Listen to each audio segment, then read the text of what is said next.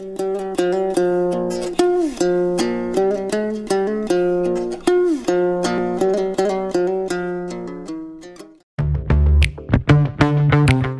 менен соттолгондордун жакындарын шайлоого катышуу укугунан ажыратыш керек. Мындай демилгени Жогорку Кеңештин депутаты Тазабек Икрамов көтөрүп чыкты. Ошондой эле мыйзам долбоору тууралуу кенен маек куруп берди. Тазабек Икрамович, сиз парламентте жакшы мыйзам көтөрдүңүз. Мыйзам долбоорун сунуштап жатасыз.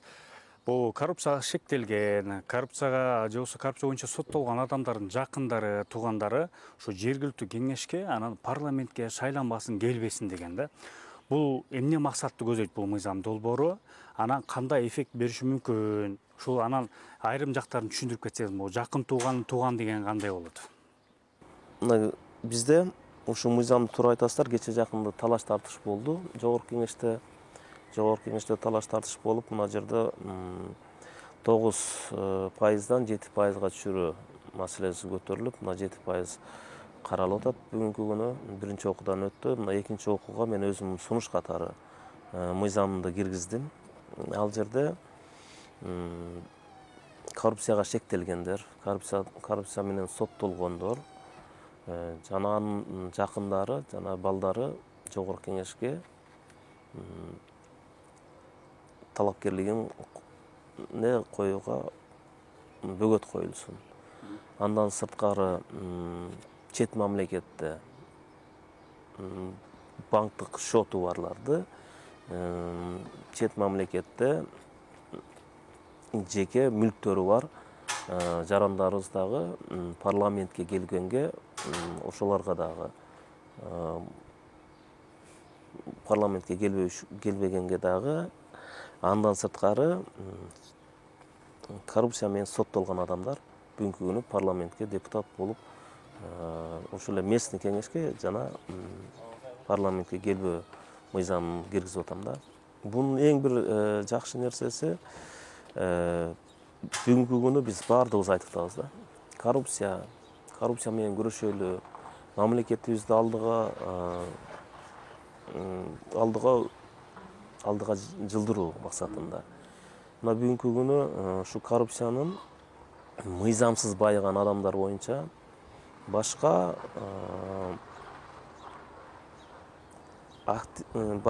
мындай жарандарыбыз да чыгып атат да. Коррупция менен күрөшөлү, мыйзамсыз байыган адамдарга чара көрөлү деп күч колдонуу жактарына чейин барып атат. Мен айтат элем, мен бул маселени бардыгына, мыйзамсыз байыгандарга чындыгында мен да каршымын, каршы болуп жүргөнмүн. Мына бүгүнкү күнү мен ушунун бардыгы мыйзам жолунда. 2018 көтөрүп чыккан дедим го бул мыйзамдычы. Мына мыйзам жолунда алып келели. Ушуну бардык эл журт, ушул жерде биздин бүгүнкү күнү бийликте отурган адамдарыбыз, анан депутаттар колдоп берсе, мына коррупциянынга биз жол бербейт элек да. Бүгүнкү күнү ошол эле Жогорку Кеңешке депутат болуп келем дегендер, буга чейинки коррупция менен соттолгондор, же болбосо коррупция менен соттолуп отургандын балдары, жакындары, мына бүгүнкү күнү ушулардын бардыгы келаткан шайлоого аттанып атышат. Келгенге аракеттерин кылып жатышат азыркы учурда. Мына ушуга ошондордун бардыгына, коррупционерлерге, мамлекеттин ушуга миллиард деген зыян келтирген адамдардыга ушундай бир мыйзамды чыгарып койгон болсок, мына эртең бүрсү күнү биздин мамлекетибизде тазалануу болот. Андан сырткары биздин мамлекетибизде эң бир мындай ызы-чууну чыгарып, бөлүп жаруу, мамлекетке хаос таап келип аткандар эле ушулар.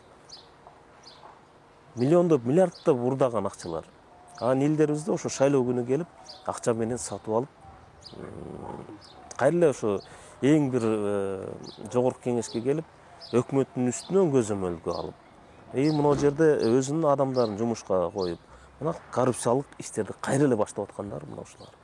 Буларга кандай бир жолу бар? Мына мыйзам жолунда эле ушулардын баарын токтотуп коюшсак боло турган нерсе да.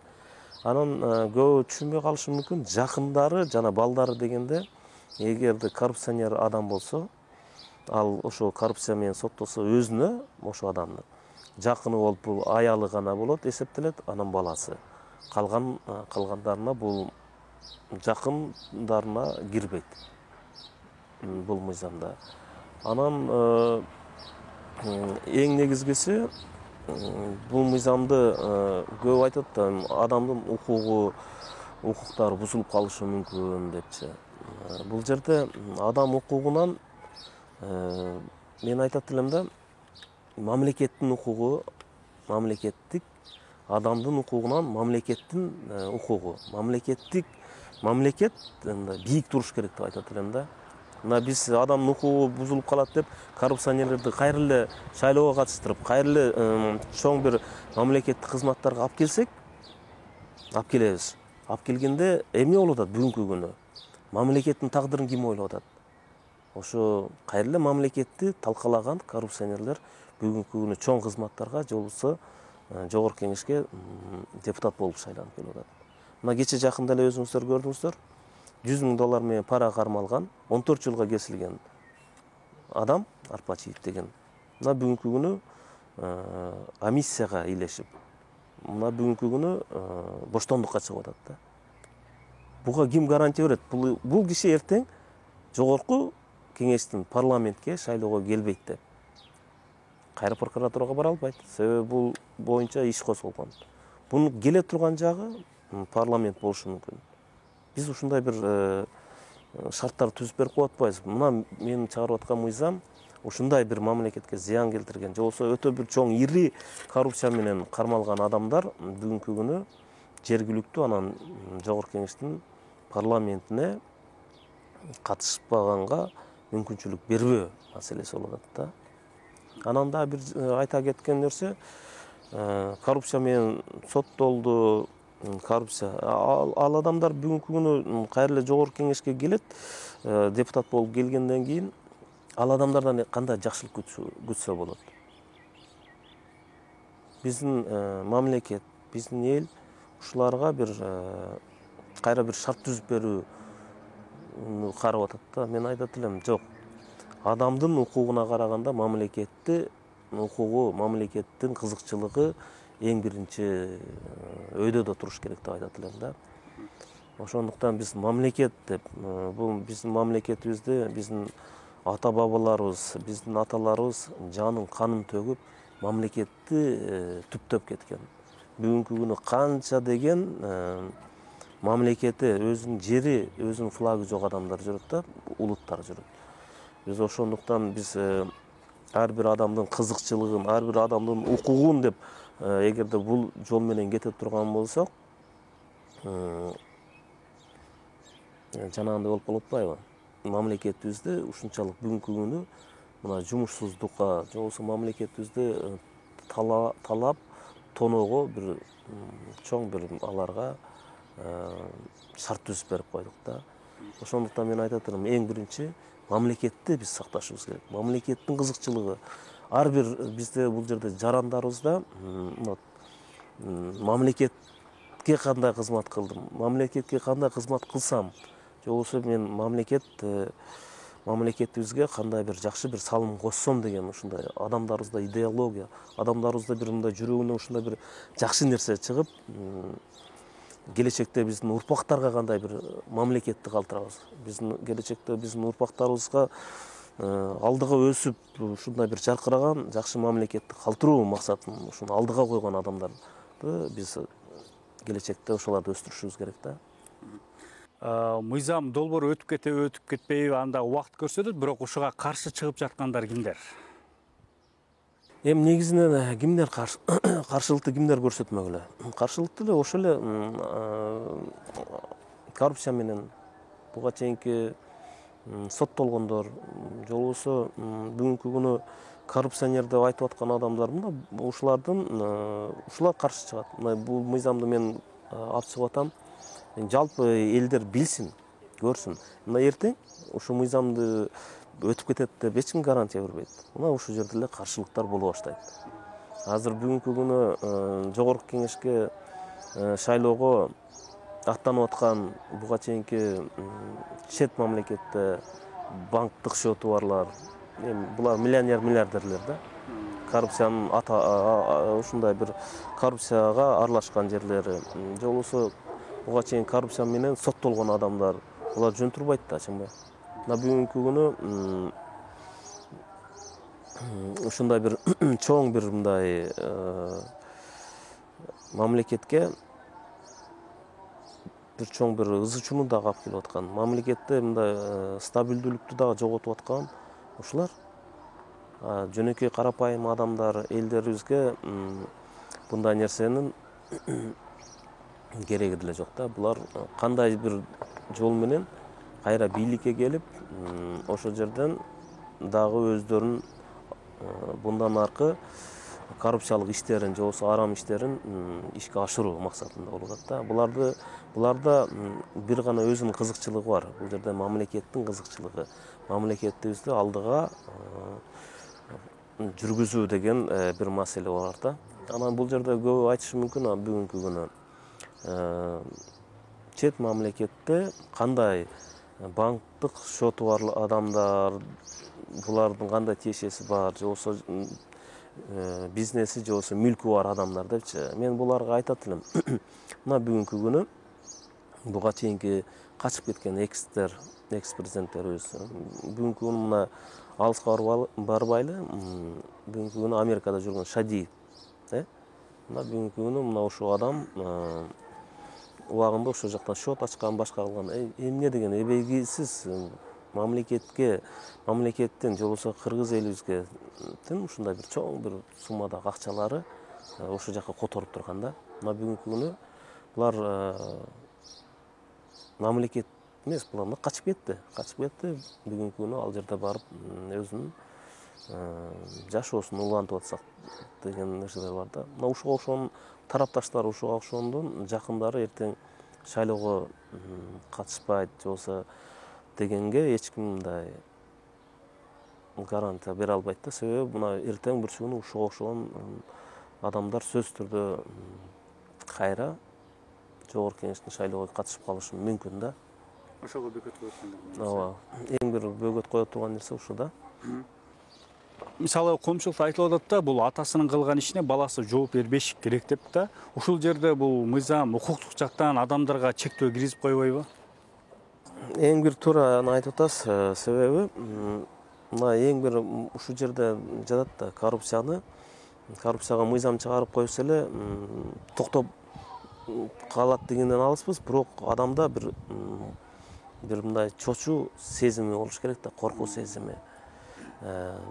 Эң бир туура айтасыз. Мына эгер атасы коррупция менен кармалса, же болбосо коррупцияны кылар да, ойлонот да, эгер бул мыйзам кабыл алып калса, мен келечектеги мен баламын тагдырына, бунун бир тагдырына балта чаап койбойм деген бир жок дегенде бир адамдык бир мындай нерсе ойгонуш керек да. Азыр көп коррупциялык ишти кылып, балдарына шарттар түзүп берип, анан эртең кайра баласын мамлекеттик чоң кызматка же болбосо бир депутаттык бир мандатка жеткизүү болбош керек да. Мына ушундай да, таланттуу адамдар чыгып калышы мүмкүн да. Анан буну жогорку кеңештин ушу мыйзамды, жогорку кеңештин өзүнүн ички тартибине да киргизип койсок болот. Себеби буга чейинки өзүңөр билесиңер, буга чейинки азыркы бүгүнкү күнгө чейин биздин СМБга же болбосо милицияга киргенде, эгер атасы соттолгон же болбосо чоң атасы соттолгон болсо, баласын жумушка кирбейт. Мына ушуга окшогон эле нерсе. Буну кабыл алып коюш деген кабыл алса болот да. Бул эгерде чындыгында коррупция менен күрөшөбүз десек, чындыгында биздин келечекте Кыргызстаныбыз өнүккөн, өскөн мамлекетке кирипсе, жеке кызыкчылыгын ойлогон адамдарга мамлекетти талатып тонотпойбуз деген болсо, мына ушул мыйзамды кабыл алып беришибиз керек. Муну ошондуктан мен бардык элдерге айтат элем, мына бүгүнкү күнү отурган 120 депутаттын бардык тууган уругуна айтыш керек. Ошолар тааныш билиштери айтыш керек да. Кармап бер ушул мыйзамды. Бул мыйзамды колдоп бер. бул мамлекеттин кызыкчылыгы үчүн деп. Колдобогондорду эл душмандары катары, мамлекеттин душманы катары кабыл алыш керек деп айтат элем да. Мына алдыда шайлообуз турат. Ушул мыйзам кабыл алынып калса, алдыда шайлоого кандай таасирин тийгизет? Сөзсүз түрдө мына бул шайлоого дагы, алдыдагы парламенттик шайлоого дагы, андан сырткары мамлекеттин стабилдүүлүгүнө дагы таасирин тийгизет. Эгер ушул мыйзам кабыл алып калса, коррупционерлер келбейт.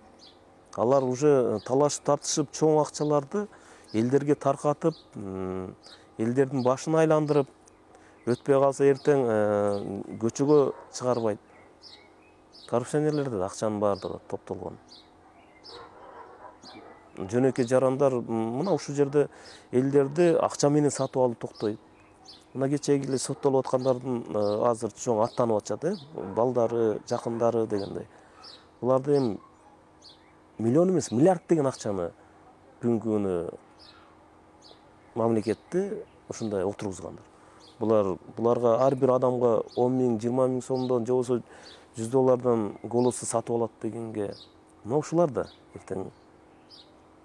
Ошондуктан эгерде бул мыйзам кабыл алынып кала турган болсо, чыныгы таза адамдар, чыныгы парламентке жакшы партиялар өздөрүнүн келечекте мамлекетти кандай жол менен өнүктүрөбүз, же болбосо келечекте биз мамлекетти кандай көрөбүз деген ушундай программасы бар партиялар, элдерди акча менен башын айландырбай турган адамдар шайлоого келет эле да. Бул мыйзам кабыл алынып калса, ошол эле коррупционерлер, коррупционердин жакындары жана чет мамлекетте банктык шоту барлар, бизнеси барлар. Мындайча айтканда, бардыгы бизнеси бар, бизнес менен ар ким өзүнүн иши менен алып барат эле да. Акыркы суроо бул: депутаттар, сиздин кесиптештериңиз бул мыйзам боюнча кандай ой пикирде болуп жатышат? Өтө жакшы суроо болду. Чындыгында мен өзүм жакын саналаштарым, жакын досторум, жакшы көргөн агаларым, жакшы политиктер бүгүнкү күнү колдоп атат бул маселеничи. Бул өтө бир жакшы нерсе депчи. Буларды мен айтат элем, чыныгы кыргызга күйгөн патриот, чыныгы Кыргызстаныбызды келечегин, жаркыраган келечекти ойлогон, урпактарыбызга жакшы бир мамлекетти калтырып кетейин деген бүгүнкү күнү парламентте ушундай адамдар колдоп турат да. Бул жакшы нерсе. Бирок эми калган бардыгы менен сүйлөшө алган жокмун. Эми буну убакыт саат көрсөтөт. Кимиси бул мыйзамга каршы турат, кимиси колдойт. Буну жалпы эл жакында өзүңүздөр да күбө болосуздар, канчасы мамлекеттин кызыкчылыгы үчүн бул мыйзамды колдойт, же болбосо жеке өздөрүнүн кызыкчылыгы үчүн бул мыйзамга каршы турат деген. Тазабек Экрамович, маек куруп бергениңизге чоң рахмат.